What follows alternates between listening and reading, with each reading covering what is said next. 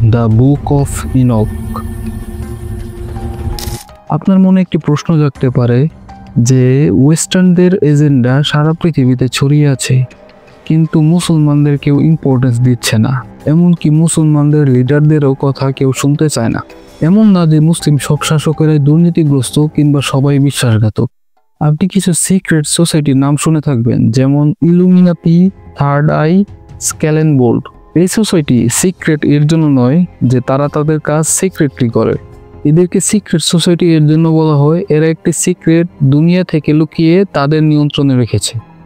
এমন এক জাদু শক্তি যার মাধ্যমে দুনিয়ার নিয়ন্ত্রণ তাদের হাতের মুঠোয় নিয়ে নিয়েছে।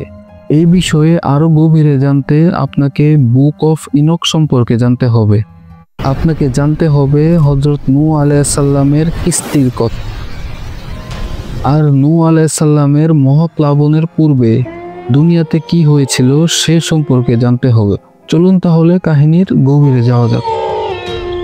আজ থেকে প্রায় 2500 বছর পূর্বে এই বইয়ের তথ্য পাওয়া যায়, যার নাম বুক অফ ইনক, যার মধ্যে কিছু অদ্ভুত ভাষা লেখা, যেমন অ্যাঞ্জেলস, ডিমন্স, নেফিলিমস।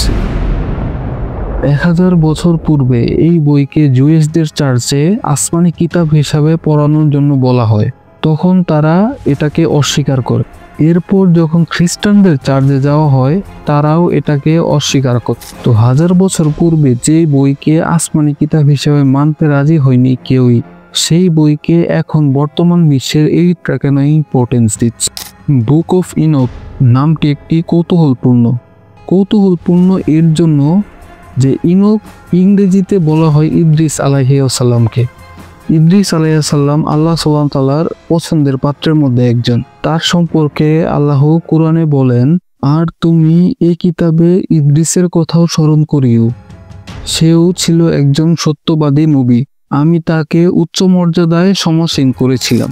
এই কিতাবের কাহিনী বলার পূর্বে তাফসিরে ইবনে কাসির অনুযায়ী হযরত ইদ্রিস আলাইহিস সালাম ছিলেন এই দুনিয়ার প্রথম মানব যাকে আল্লাহ সুবহানাহু ওয়া তাআলা কলমের জ্ঞান দান করেছিলেন, আর তিনি এই জ্ঞান দ্বারা মানুষদের কল্যাণের পথে আহ্বান করতেন।